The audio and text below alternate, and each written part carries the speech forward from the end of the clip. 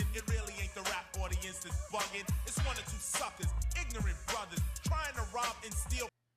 Hi, everyone. This is STARS Podcast, which stands for Sons Taken Away, Remains Remembered Sincerely. And I'm your host, Star Nicole. Today, our special guest is the mother of Derek Cummins, and her name is Tawana. How was your day today? My day was very well. That's good. That's very good. Very good. I've been waiting to interview, and yes, I love having you here. Thank you so much for being a guest. I'm so happy to finally be able to get here. Yes. And I know we had some, kind of going here and there, but I'm glad to be in the chair. Thank you. I appreciate you. So, Derek, how was Derek growing up? Derek. from birth, he was a big baby, and I was a smaller person per se. 8'4", 20 inches in length. Big baby. Big baby. You think usually you have the 0 to 6 months. Yeah. Derek went straight to 6 to 9 months. Everything that we brought him, we had to take larger. We had to get everything bigger size. Yes. But again, he was the one that made me a mom. That was my heart. Still is. That's my baby. Yes. Very fun-loving, very outgoing. Always wanted to be the center of attention. Derek had to be center of attention. If it was not the center of attention, he would just go in a corner and he would just but that was Derek. He just loved being around people. He was very much a people person. I think that's a combination of being dad. Yeah. Dad But you're definitely like that. Yeah. I get that a lot. Yeah. But you wouldn't even think that, and things like this, you would never know. I'm comfortable, but not comfortable. Right. But here we are. Here we are. Unfortunately. That way. Yes. Yes. Oh, that's nice. Okay. So, did he have any children? He left me with a brood. So there's 5 biological, and then 2. So we have Jalen. Mm-hmm. That's my first set. And then Prince and Pharaoh. Prince came along. He was 2 at the time. And when I first met him, he's just lit up. And to be 2 and to have his speech was like, whoa. Right. And then Pharaoh came along. Mm-hmm. And so since we already had a Prince, we figured we'd do Pharaoh. Yeah. And then so that made that crew. Mm-hmm. And then we have Amora and Paris. But unfortunately, those are 2 that he did not get an opportunity to meet. Yeah. So he left me with a whole lot of love. Yeah. Thank God, at least you have yes, children. I do. Yes. And my 15-year-old, he would always talk about his baby girl. He couldn't wait to be a dad of a 16-year-old. Because he felt like, okay, if he had, the little boys come knocking at the door, he was so ready to be Will Smith and Martin. Definitely. He couldn't wait to do that. He was just like, he just couldn't wait to meet and scare, right. the young man. Who are you? Why are you here? He couldn't wait, but unfortunately, he didn't get an opportunity to do that. So she will be 16 this year, actually. But I have them all the time. They are my connection to him, and to be able to watch them grow up. Yeah. And I'm It's like, a blessing. it is. And really they look like him? They do. Yeah. In the last one, they say it looks like him, and I'm still trying to see it, but I think he looks more like Mom. But, just he was excited even for the last 2. Yeah. He was excited just as he was with the other kids. Right. One thing I can say about Derek, every weekend he had his kids. That's a great father. He was great in person love with his kids. Yeah. Yes. Yeah. Every weekend, that's what nice. He did. Or I have a gig or I'm doing something. But no matter what, he looked forward to his weekends. Yeah.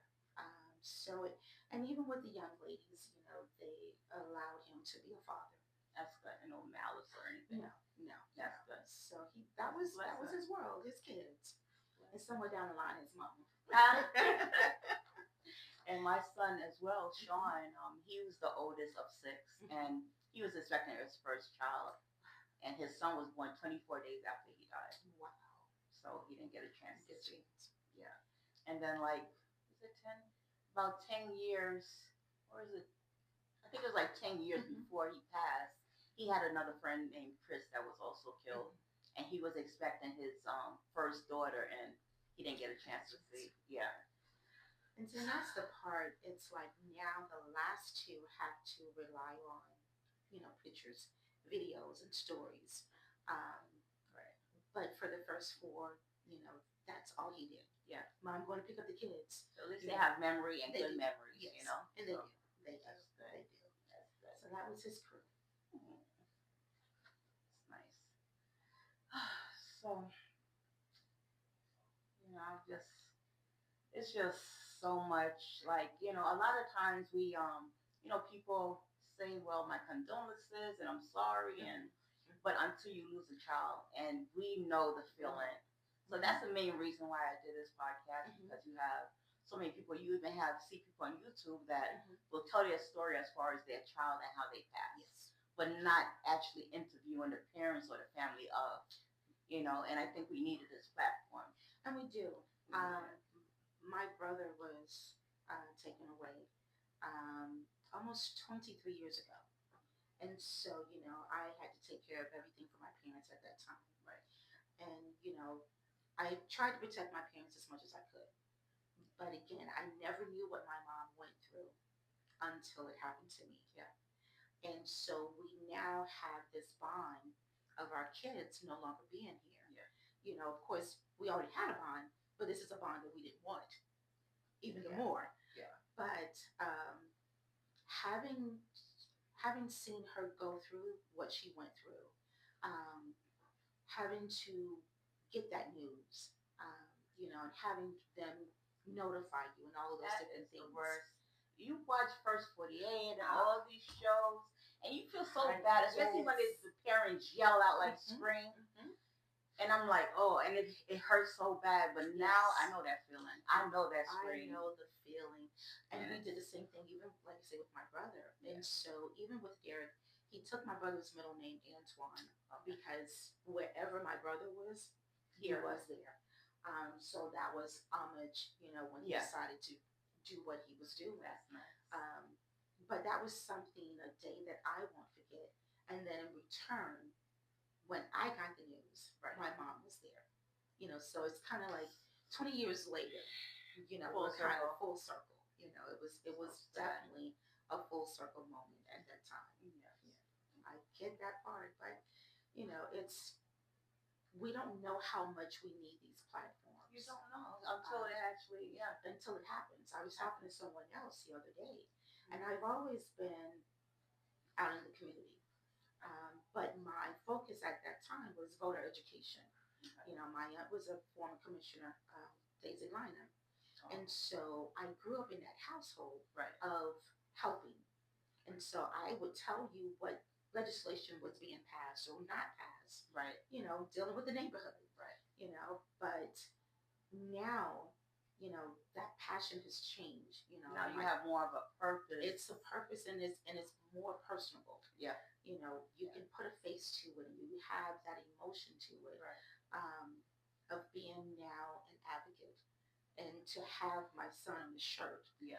I always said I thought that was like too hood for me. Yeah. Right. Have a shirt. With my child. Yeah. Yeah. And but now when you wear it proudly, like and for everyone to at least see his name, see his face, and to keep him here. And I never understood that, at that time. Yeah. But again, you don't know these different things until unfortunately you're put in that situation.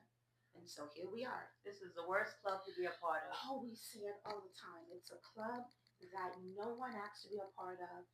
No one asks for that membership. Right. But I take it in stride, and I take it with pride. Yeah. That my child was known in the city of Orlando. He was a club promoter. Right? He turned out to be a club promoter. Oh. And they got into that literally May 2nd of, I think, of either 2019 or 2020. Whatever, when COVID started. That month that we were on lockdown. Yeah. We got off of lockdown April 30th. That Saturday was May 2nd. They have a house party in the city of Kissimmee. Boy, don't you know it's still in the middle of COVID. Mom, we've been locked down for only a month, boy. Like, Right. him and his cousins, they have a house party. And from that night, the club promoting started. Nice. But he still had a full-time job. He was very responsible. And then one day he was like, "Well, I want to do this full-time." Yeah. It's nice because you get to know people. Yes, it's a nice. But Derek was always Derek. People person. He was a right? people person, no matter what. Yeah. And I think again that comes from myself and his father. Yeah. Just being out in the public, right? And he could make a friend wherever, just like that. And that's not good. make a difference. That's good. Whether you're white, black, brown, Nice. he was going to find some way to make you laugh or make you think. Right. And so that's Derek. He had great parents. That's why. Yeah. Dad was or I guess still is. Well, he's a musician, and so he traveled a lot. Okay. And so music was always there. Right. And then just me, I'm just kind of here. But yeah. But you're very outgoing, and you're nice. It's not like you're outgoing, but you're like you always have a nice persona. And yeah, I get that. Yeah. And I do believe again that came from my being around her and so many other different people. Right. You had to be a certain way. Yeah. You just couldn't come up to whomever that was at her home at the time and like, "Hey, what up?" Right. Right. It was a certain way. "Well, good evening. How are you?" Exactly. Welcome to our home. Things Exactly. like that.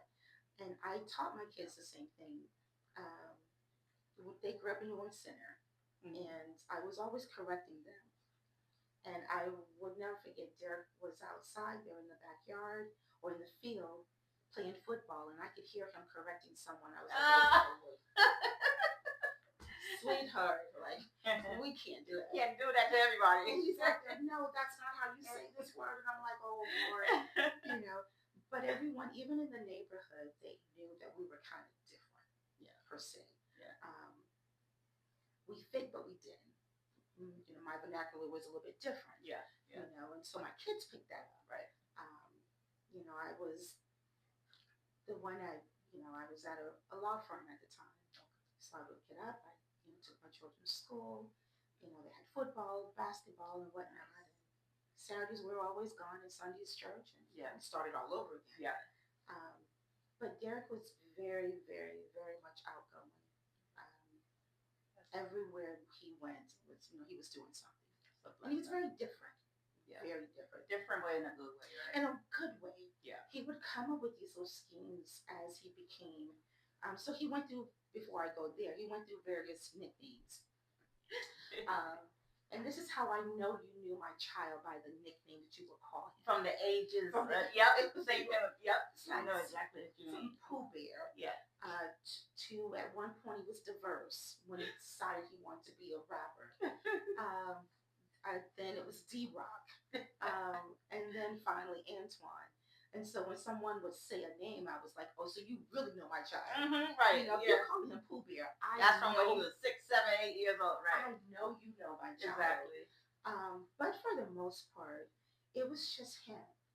And his ideas were so far-fetched. Yes. I have an idea about this. I have an idea about that. And I was always encouraging my children. Yeah. Always.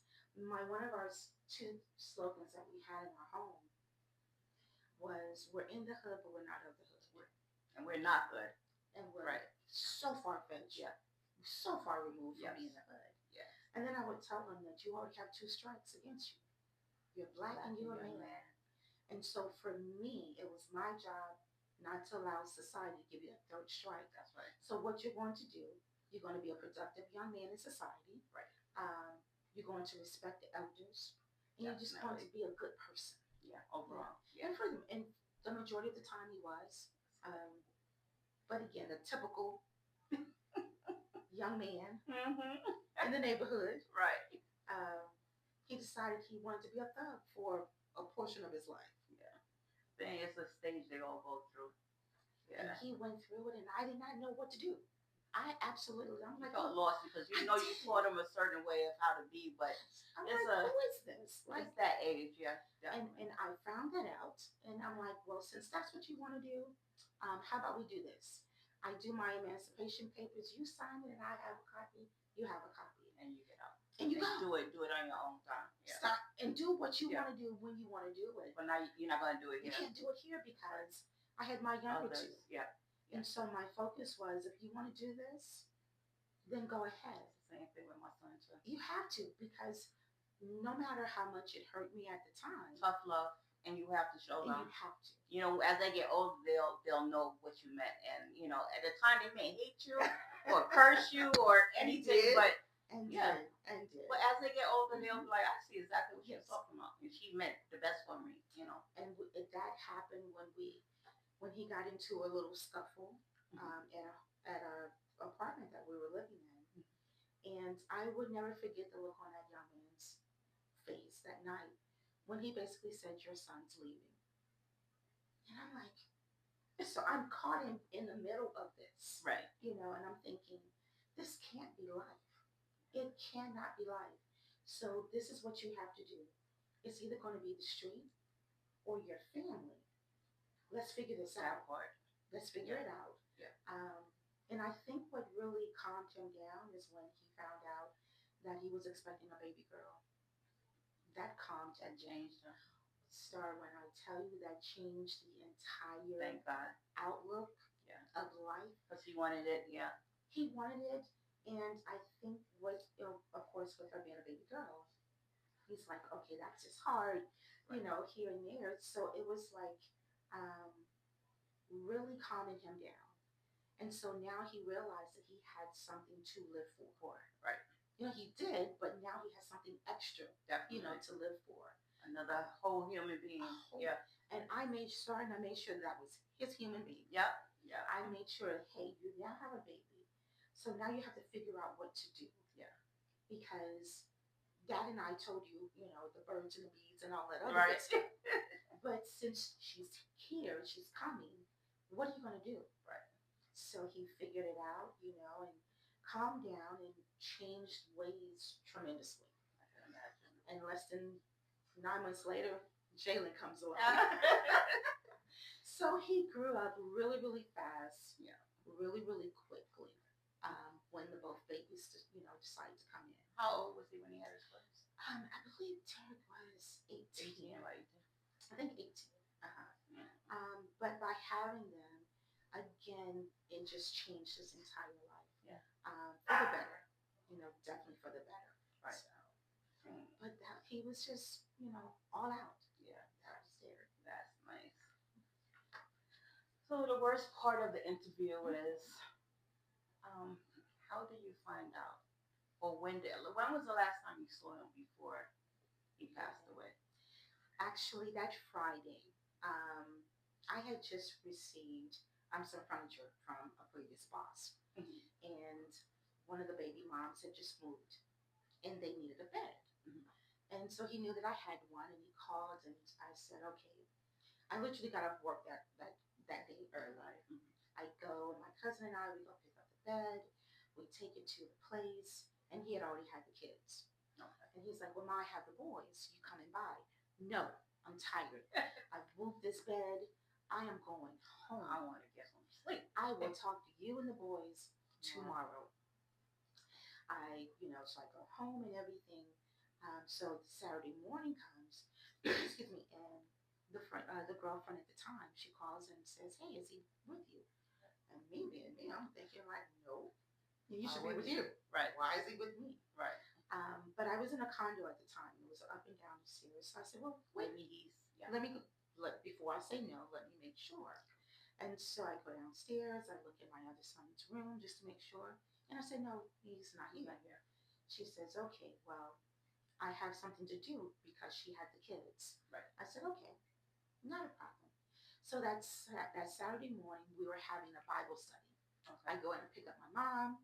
I said, we'll go pick up the kids and then we'll do Bible study. Mm-hmm. Go pick up, I pick her up. We're heading there. And so coming upon his apartment, coming down that particular road, I couldn't see anything at first because I'm making sure I'm not going to hit anyone. Yeah, but you're driving. I'm driving, right? I make that left turn, and as I make that left turn, you can see all of the commotion. So that was in Orlando. This was in Castleberry. Castleberry, Maitland. Okay. So as we pull up, we see a Castleberry Police Department, a Maitland Police Department, and then there's black SUV, and then you see crime team. And so I'm like, wow, there's a whole lot going on. So as I pull up right behind one of the police cars, and so my mom is still in the car. I'm not concerning me because I just want to go where I'm going. I going. want to go get my kids. Yeah. Derek would normally park in this particular parking lot, parking space. So the car wasn't there, so he's not here. Not here. I go in and I'm getting ready to get, the older two. And she says, well, I'm getting ready to leave. I said, okay. But it was cool that morning. And they didn't have a jacket. I said, okay. So I go back out to my mom's car. She keeps jackets. So I go in, I get a jacket. You swag like 2 or 3 outside in my car. Hey, that's those old folks. Yes. Just in case you never know. Yes. And so as I go back to the car to get the jackets, me being me, I'm like, well, I pray for that situation. I pray everything is good. Everything's okay. Because, us, I'm trying to be nosy, so I'm looking, but you don't see anything. So I get the kids, we get in the car, and I text and said, hey, I got your children. Come get them. Right. I leave. That day I had a baby shower. And so I go home. Still nothing. Right. I prepare, for the baby shower because I was making a dish to take. Right. And so I leave them with my younger son. And I said, okay, cool. I'm on my way to the baby shower. And the girlfriend calls and she said, I still haven't heard from you. I was like, well, that's unusual. I said, so that's so many hours later. That's the next day. Yeah. So that same day because it was earlier. Okay. And I'm like, okay, well, he'll turn up, not still thinking. I go do the baby shower because, again, I'm kind of helping host. I'm doing what I do. And so she calls. I said, so on my way to the baby shower, I said, let me be on the safe side anyway. I called Castleberry Police Department to say, hey, there was a lot of commotion in my son's, area, neighborhood. And I give him his name. And they said, no, we don't have anybody by that name. I was like, okay, cool. Then he's out goofing off. I go, again, I continue the day. I continue to do the baby shower. And I think now it's about 5. Again, the girlfriend calls and says, we still haven't heard from him. I'm calling his phone and it's nothing. I said, okay, so I left. I said, well, let me go back to the last place he was at. And that was a nightclub. So I go there and, I'm asking. They was like, no, we know they've been looking for him pretty much all day. And I said, yeah. I'm like, okay. So now I'm kind of, all right. Look, no one has heard from him. No one's heard from him. And this is unusual for him. No matter what time he would normally come in, he's going to get up. And I said, or at least text or something. Something. Right. So I was like, no, I'm kind of getting a little worried. Right. So I call and do a missing persons report. Now in my head, I'm just thinking, okay, just to be on the safe side, there was absolutely nothing wrong with my child. He's just decided he just wants to play hooky for the day. Right. So I go home, and the Orange County Sheriff's Department started when I tell you it was like 6 cars in my apartment complex. And so I'm like, well, why 6? And now I'm thinking like, what really happened? But they come in and they start asking questions. What did he have on? Where he was. So at that time, I didn't know. I just knew he went to a club. Right. So, we get the girlfriend on the phone and she's giving us information, of what he had on, what time he left, all these things, So now I'm outside. And so neighbors are coming out. And they're like, Miss Tawana, what's going on? I was so me again. And you didn't know yet. I was like, child, we can't find my son, girl, but we're all right. This was still... Yeah, like you was thinking, because of course you wouldn't think that out of all things in the world. Why would I even think of that? Right. And so, we go through, they're getting information. They're doing whatever. So I think maybe about 40, we're now almost 40 minutes, maybe almost 50 minutes into it. And so um, Derek never changed his address. He had been living where he was at for almost 6 months. You know, we don't change address Yeah. until we have to. Yeah. And so just so happened, he happened to have had one piece of mail in his glove compartment with my parents' address on it. So that gave Castleberry, the police department, like, hey, they contact City of Orlando. Mhm. So they go to my parents' home, and my mom calls me. She was like, police is here. I'm like, okay. What happened? Like, what they I'm said? like, okay, what y'all do? So she's like, they're looking for you. I'm like, why? So she says, here. So I could hear the guy, and he gets on the phone, the officer, and he says, Castleberry Police Department is trying to get in touch with you. I said, oh, that's nothing. I called them earlier. And they said everything was everything was fine. So that's what that is. And he said, okay. So he didn't know either. He said, okay. Huh. So my mom gets back on the phone. She's like, well, just in case we're coming over. So she and my sister come over. I said, okay, come on over. I don't know why, but come over. Right. And so by then, my parents have, my mom and my sister rather have come. I've gone to put the kids in the tub because we have been out all day. Mm-hmm. And so I told my youngest son, hey, Prince and Pharaoh, watch them. I said, because I've been in the house for maybe about 15 minutes. I said, so let me walk out to see if there's any new development. Right. Now, remember I told you when I got there that morning, there was a black SUV at his apartment complex. Right. As I come outside, that same SUV that was there in front of his apartment is now in front of my apartment. That was detectives. Star Watch First 48 all day, every day. I automatically knew when I saw that black SUV. I see two detectives get out in suits. The sheriff's officer that I have been speaking with is still there. And they're walking up to me. And I said, just like this, I know exactly why you're here, with a smile on my face. Star, when I tell you, the two detectives stopped and the sheriff's officer stopped and they looked at me like, I said, come on in. This is my entire demeanor. So, okay, go ahead. This is my entire demeanor. Come on in. They come in, and as a matter of fact, my apartment at the time, my couch is right here, and then there's another one here. And my mom and my sister are here. I'm there. The main detective is here, and he says, upon arrival, there was a deceased male, and so they show me a photograph of his tattoos. And I said, yes, that's my son. So the detective looked at me. Sorry, I really think the man thought I was crazy. And he said, Miss Ware, did you understand what I just told you? And I said, yes, sir. I told you you were coming to tell me that you had my son. Star didn't cry. I didn't hoop and holler. I didn't jump up and down. I did nothing. This man thought I was in pure shock. He was kind of looking like, what's going on? And so I said, for me, we've been looking for my son all day long. And for the simple reason that you have my son, I am perfectly okay.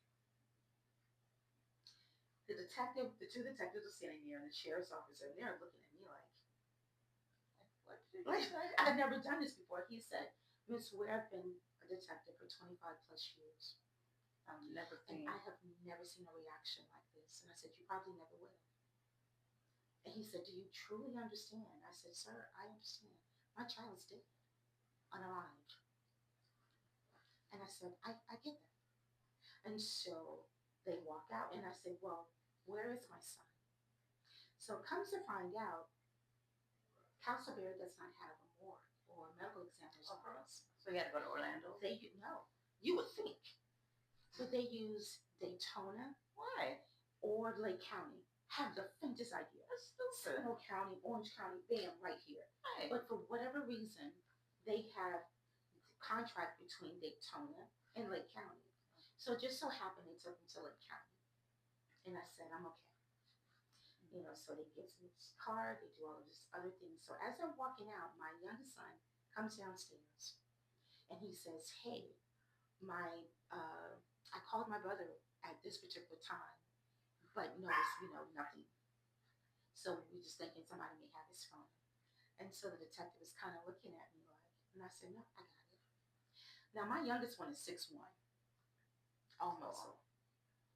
So for whatever reason, Star, I look back at my mom and my sister. Why? I don't know. I figured they would probably help me just in case, knowing they couldn't do anything. Right. And so I tell them, I said, "Well, they're here to tell me about Derek."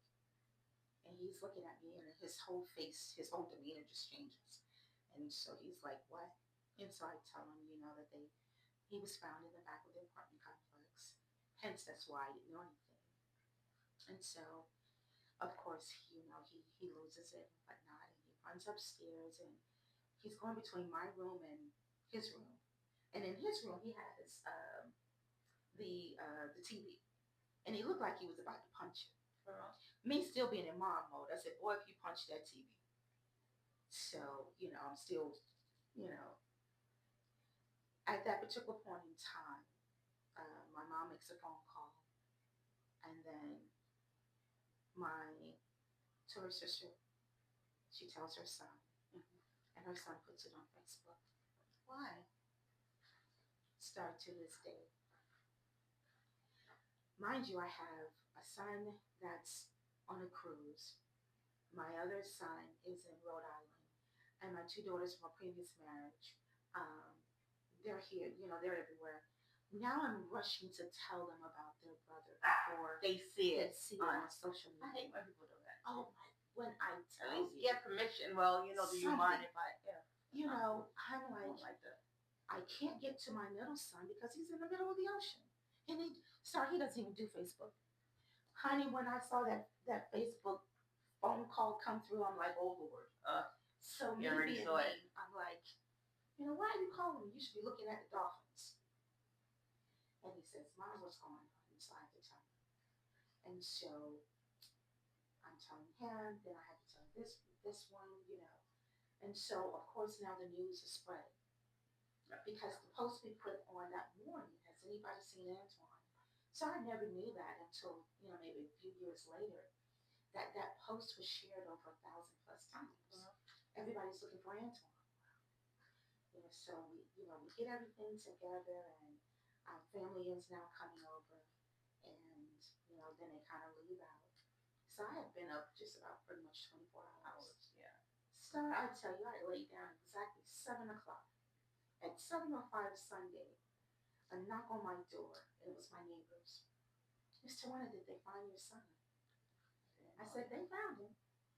Not how we wanted, but they found him."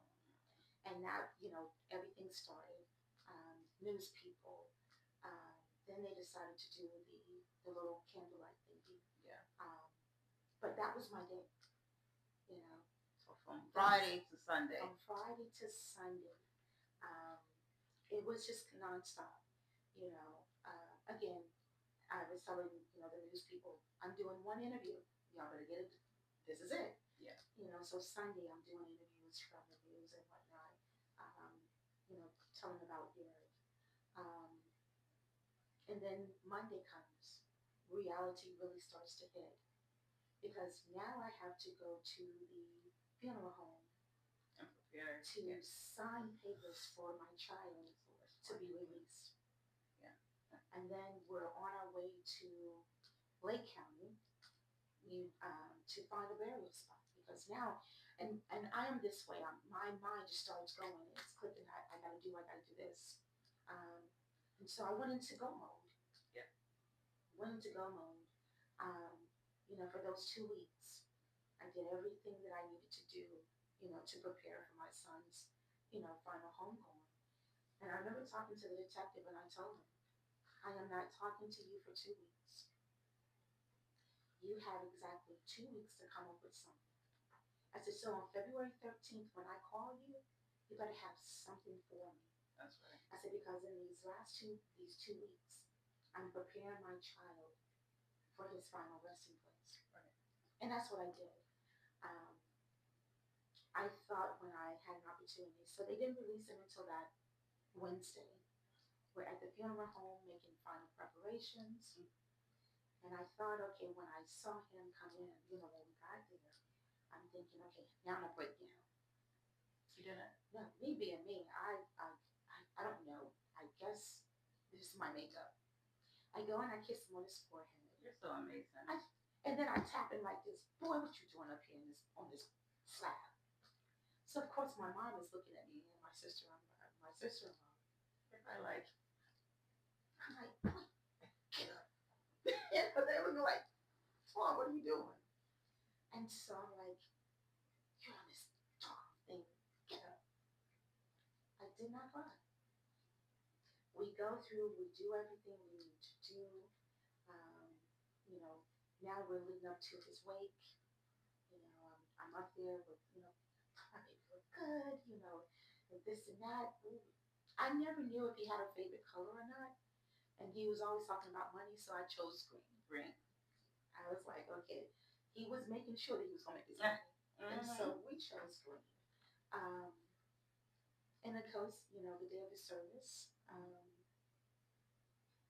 I spoke, but even to see even before that, just to see the overwhelming love and support that he had from the his little procession was about 30 minutes, almost 40 minutes, and I didn't know that, of course, at the time until you go back and you look at it. Right. But I spoke and I told him I was like, and I guess people still thought I was in denial. I knew that my child was gone. I understood that. And I told him at that time I didn't have time to cry. To break down. I did. Yeah. You were so busy making preparations and all that stuff. Yeah. So I'm like, but I did tell them. Not that the fact that I did not need my family during that time, I did. I said, but that was not the time for me to break down. Now I'm going to need you 3 months from now. I'm going to need you a year from now. 3 years have already gone by. I need you now more than ever than I did when it first happened. Right. Because like Cha-Cha always says, it's that emotional menopause. Yep. I'm perfectly fine throughout the day. It's really a roller coaster. It's like a roller coaster. You could be okay today, tomorrow. It's like, yeah. Like what the heck happened? Yes. And I think around May, I was like, okay, hey, forget all of this. Hey, son, I'm coming. But, and I realized I was depressed. And my pastor told me it was walking depression. Never knew that there was such a thing. And so, now I still have my moments. And of course, people think that, you're so strong, you're this and that. And I tell them it's my faith. Right. If it was not for my God, I make it personal. That's right. If it was not for my God helping me through this, I couldn't do what I'm doing. Yeah. And I tell people all the time, I'm not going to put my God on you, but I'm going to tell you how good my God is. Because that's how I got through it. Yeah. I don't know what everybody else's faith and their beliefs are, but for me, it worked for me. That's right. And by doing so, it has now given me an opportunity to speak about my child at every chance I get. So, Tawana, tell me a little bit about Village of Love. Village of Love. Wow. That was started by Charlotte Cha-Cha Davis. Cha-Cha has always helped other people in the community. And unfortunately, she became a part of Village of Love. And when I found out about it, it had not been a nonprofit per se. Right. And me being me, I'm like, oh no, this has to be, legal. It has to do this, it has to do that. And then, 4 months later, everything happened with Derek. And Cha-Cha and I we have been in many circles together with community activism as well. And so, but then when everything happened with Anthony and with Derek, and Anthony and Derek knew each other, and didn't realize that, they were always in the same spaces. Circle. Yeah. And so that brought us closer together. And it's been our goal for the last year of having Village of Love become a nonprofit. And we are there. Great. That's amazing. And it is. And then in 2023, it was so many other moms who unfortunately joined this club. Um, and so we've just been that beacon Right. of hey, we're here. Right. We know exactly what you're going through, when you're going through it, and whatever time of the day. Right. And so we try and be that support system. As you know, we communicate through one of the apps. Mm. And I believe with at any given time of the day, if you're having that moment, all you have to do is drop it in there and say, hey, today's not my day. Yes. Someone's going to pick up. Someone. You're going to respond. Someone. Emily may respond. Deborah, Crystal, someone's going to respond. Right. And so by being a part of a family that, again, we didn't ask to be a part of, right. But since we are a part of this family, we're going to be there to support you in any way possible. Right. Just being there to hold your hand, cry with you, scream with you, be mad at the world, and then be unmad with the world. And we do it together. And we do it together. Because we know the feeling. Yes. We know what we're going through. And exactly. It's because it's so much, and things, and it's, even though we're part of this organization, when we talk about ending gun violence, we know it's going to keep happening. We understand that. We're not naive to it. Right. However, we're there just in case if you happen to be a part of this family. Yes. And we're there to help you in any way possible. Yes. With possibly helping you out with, getting your loved one's service together, getting therapy, helping you with the victim's compensation forms, all of these different things that we've learned by way of by default, basically. Right. It's like when Tanya was talking about, she didn't know that she can, ask for this different help. And everybody in there has something to bring to the family, right? Everyone has something to bring to the family. And so everywhere I go, I'm talking about Village of Love and my baby. Everywhere I go, I'm talking about us as a family. I'm not just an organization. We've become close. And like Cha-Cha says, within the group, other groups are being formed. Other relationships are being formed. And we absolutely love it. Yes. We love it. It's so crazy because a lot of us haven't met face to face, but we call each other sisters, and we are sisters. We are. And that's the thing about it, and to have the genuine understanding. Right. And we understand everybody is on a different path and on a different wavelengths per se, but when it boils down to it, we all have that same passion. For one, we've lost our children. Right. Two, we know the pain that we feel. Right. And we also know the hurt and the love, right. and the compassion part of it. It's Definitely. The compassion part. Yeah. You have to be able to do, and Cha-Cha says, there are a lot of other moms that may not ever touch, an email or pick up the phone, but we know that they're there. Yes. And because of Cha-Cha, she's that glue. She's that glue. She's I love her. I've known her now since 2009. Oh, wow. I've known Cha-Cha for a while. Oh, wow. I can't remember when we, kind of started with the circle, but it's her genuine love for her community. Yes. It's her genuine love for her family. And then just to be there for her for a change. Yes. She's been there. She's always there for everyone else. Yeah. She's been there for everyone. And she's always there. And always there. And to love you, Cha-Cha. We love you. But to be able to give her an outlet, and allow her to speak when she can speak. Right. Cha-Cha's going to speak regardless. Yeah. But, sometimes it gives her an outlet to be vulnerable amongst us. That's right. We always have to be so strong in the interior, outside, right. But it gives every mom, Crystal, Tanya, Brandy, and again, unfortunately, we've added some other moms, just recently, and wives, gun violence is gun violence. Yeah. Doesn't matter who. It does not matter. Who it takes away, it's going to hit it's hard, your loved one. Yeah, it's your loved one. Yeah.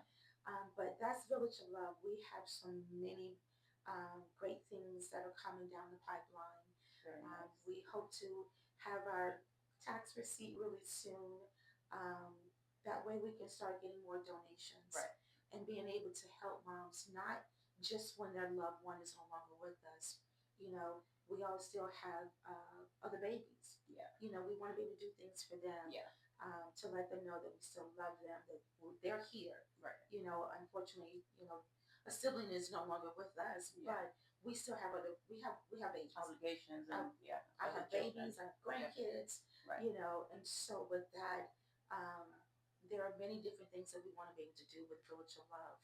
Um, you know, take a day, you know, to go to Miami, take a cruise or something. Exactly. A little To trip. be, excuse me, to be able to give us a moment for us to actually live. Yeah. You know, to do that part, because we're still here. One of the things I do remember, my pastor said, my son passed away, but I didn't. And that This is so stuck with true. me. Yes. And he was like, I know it hurts. I am not taking that from anyone. But while we're here, let's do what we're supposed to do. Um, and that's what I'm doing. I really think that, excuse me, my transition from my job to my current job is because Derek pushed me to this. Yeah. When we're all turning this pain into purpose. We are. It's the pain to purpose. Yes.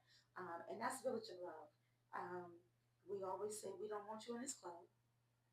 We absolutely positively do not want you in this club. But if you happen to find yourself in a situation to where we are, we're going to welcome you with open arms. We're going to love you. Right. You know, we're going to cry together. We're going to laugh together. We're going to be mad together. Yep. But Village of Love, it has helped me. It really has. It's more of like a purpose to it is. You know, strive is. and exactly. Just as you're, you know, where we're here, you know, Right. I'm pretty sure Sean is like pushing you further and further. Yeah. You know, and it's our angel babies. They are. They have pushed us, I think, to the point to where we didn't even know that we could be pushed. Right. You know? Right. I know for a fact, you know. I know so many people when your child leaves you. Mm-hmm. So many people shut down. Like me, it's almost 10 years. Like from Sean died to now, I gained almost 100 pounds. Like for real. Yeah. Like it does so much. Some people lose weight because they starve themselves, or like at me, I just stayed in bed. I would eat. I would just, you know. But it messes you up. Your psyche, everything, and there's so many different like mental health issues and that you're not even aware of. And that was the thing because I'm opposite. Yeah. When things bother me, you just don't eat and you just I'm perfectly. Yeah. I think within that 2-week time span, I don't remember how many times I might have eaten. Right. They were like forcing me to eat, and I'm like, I just did, and I realized no, I didn't. You did, but you have a taste. You're just focusing on what you have to do. Yeah. But I think again with it, it allows us to have that outlook. It allows us to have the outlet that a lot of us need. Yeah. And Cha-Cha says all the time, there are some moms that, like you said, they're just shut down. They can't do it. Yeah. Especially if that's their only child. And that's that part. They do need help. They need people like us to be, definitely. To be their eyes, their ears, their shoulder to cry on, anything. If, you know, even if they have a court date coming up and we're free, go support them like that. And that's what we do. Yes. Court dates, you know. And Emily mentioned the other day that we forgot to mention. We want to be able to, for those that want to, you know, we take a Saturday and we go to each other's site where our babies are and clean up and just, you know, and just that way. Be with, you know, I can go with her and be with her and Rod, or, you know, vice versa. Even with Cha-Cha, you know, she carries Anthony with her everywhere she goes. My son is there. Hey, Sean. Love you, baby. You know, but that's another way of responding. Right. You know, being able to mentally move forward without that person that you birthed is one of the hardest things ever. I think. Ever. It's harder than even losing, you know, some people lose their parents, yes, a child, because we're not supposed to bury our children. You're not. It's like, why? And I think at one point I was like, man, God, I was like, how dare you? You know, my child was doing this. He was trying to make the community better and this and that, and, you know, the whole nine. And then I had to sit back and say, hey, it was those two. not God. It was those two that chose this route, you know. But for the most part, we move forward. Um, the last 3 years has been the most roller coaster 3 years ever.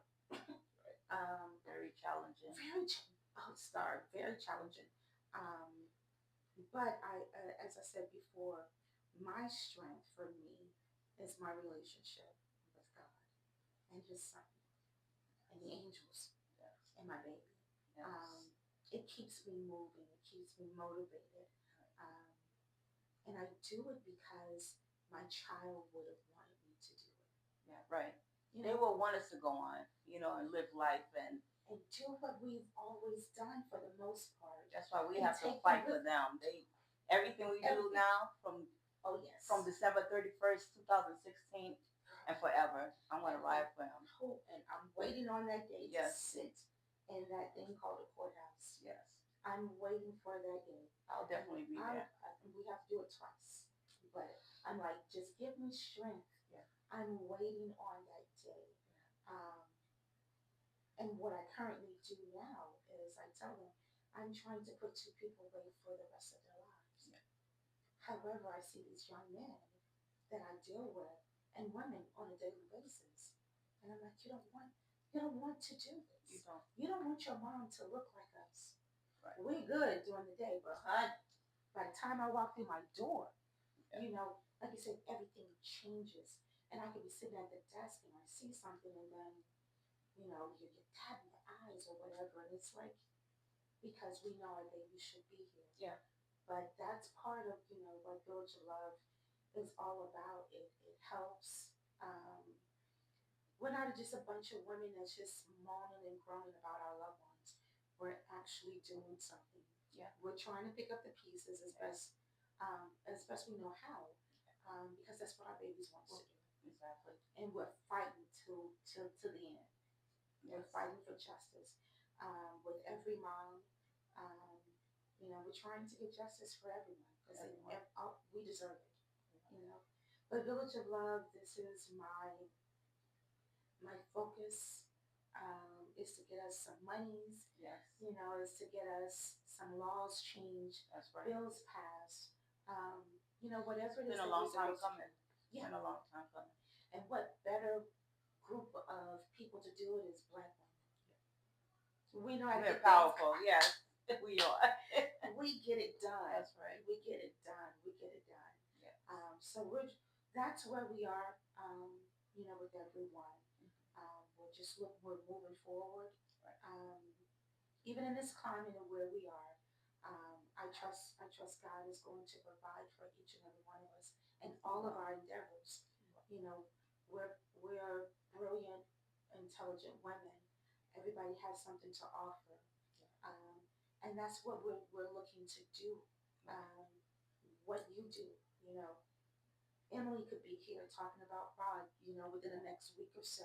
I always call him Sweet Face. So he's so sweet. Especially that one when he's turning back. Yeah, so sweet. I tell him all the time. I say the same thing, and it's just something that we have to do. It's something that we have to do. We have to move forward and set an example.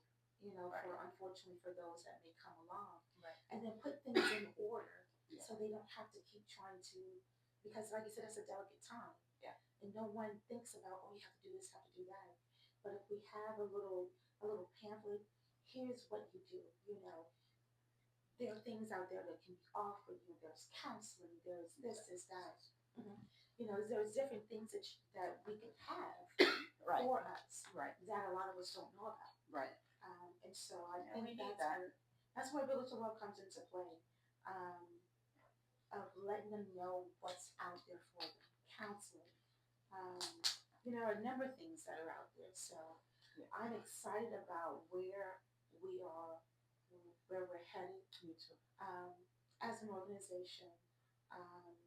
I told you I'm just waiting on this paper, honey. That's right. Girl, when this piece of paper comes, oh my gosh, yep. I can't wait. Stopping us now. Yep. Star, what you say? It would be Yeah. no stopping us at all. Um, I would. The ultimate goal is to have this organization, a running organization, Right. where we're doing this full time. You get paid to do your part. Right. I get paid, to be able to go out and not just be in Orlando, Right. or not just be in All Miami. over. Yeah. Chris is in Georgia. Different state to She's state. coming back here, but I think it's something, and I'm not taking away from any other organizations, but I just know what Village of Love is capable of doing. Right. Definitely. I can only speak about That what we part. are.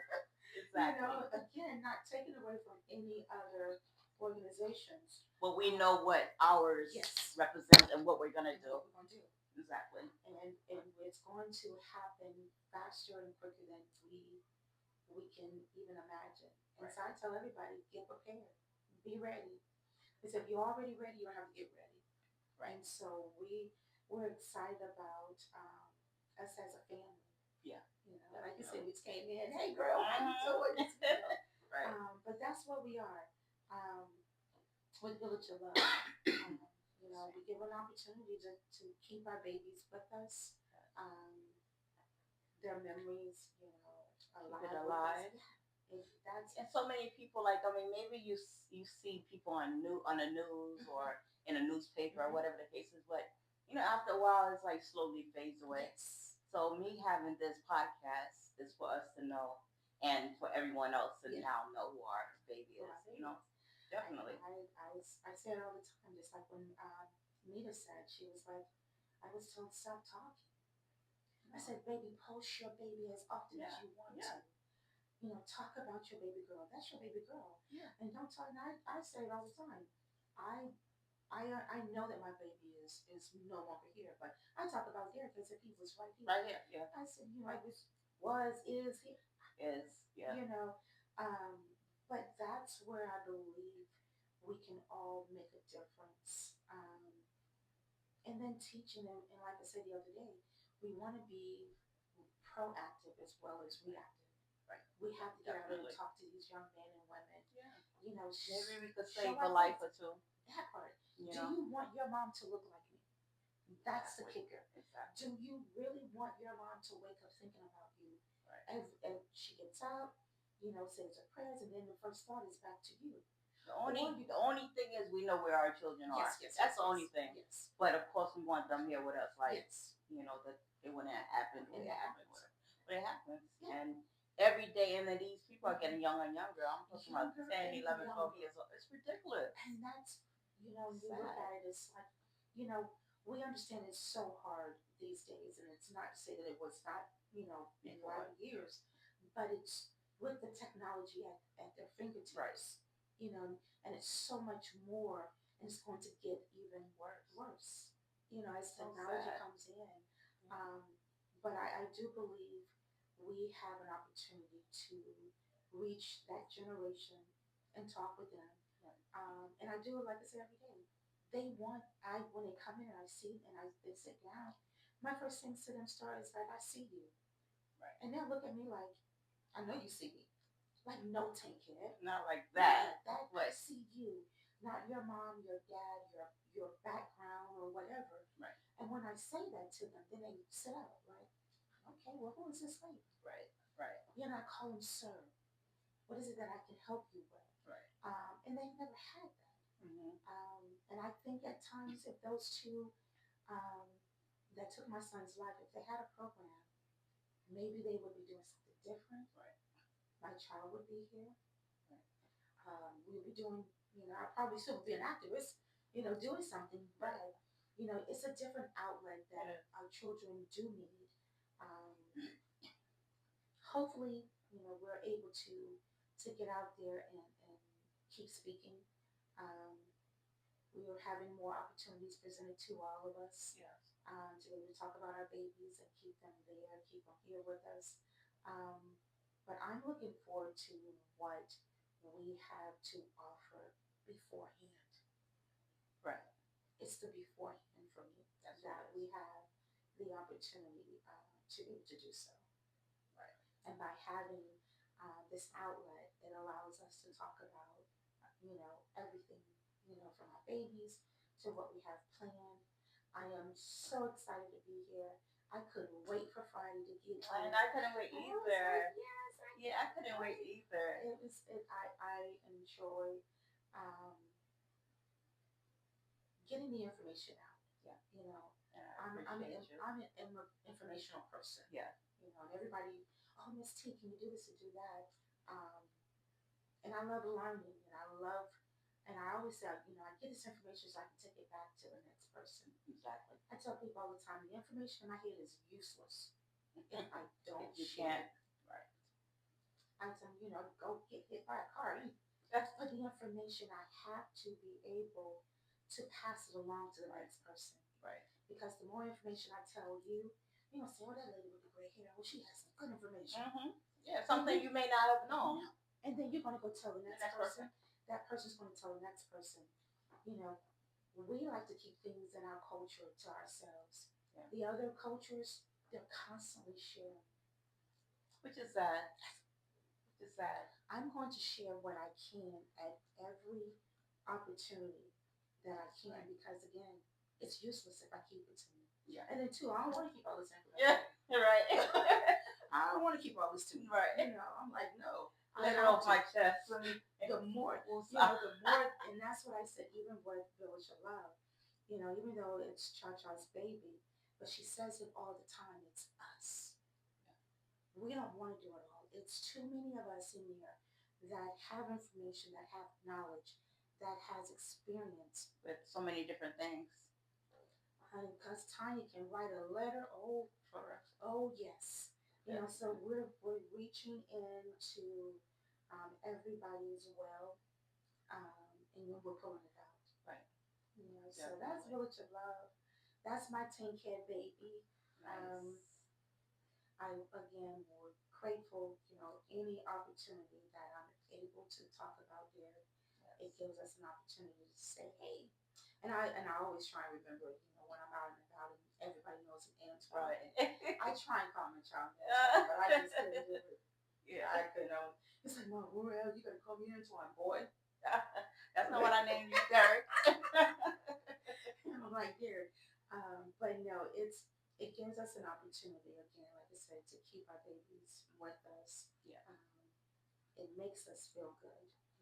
So I'm tell what they were like when they were little kids to when they grew up, and yeah, it's nice. And then not everyone that sees this will know who they are, you know, and not just, you know, what happened to them, but who they are as a whole. Like, yeah, it's a full circle. Yeah, exactly. It's a full circle. Exactly. And I tell them all the time. And then too, I have you left me with 7 children, and so I try and split my time between them. That's nice. Yeah. So we're getting prepared for a sweet 16. Wow. He would have absolutely adored being here for that. He would have. So, and honey, she is his daughter. Everything like him, right? Star. Oh my gosh. Everything. That's nice. So, again, I thank you for the opportunity. And I thank you for being here. I really appreciate it.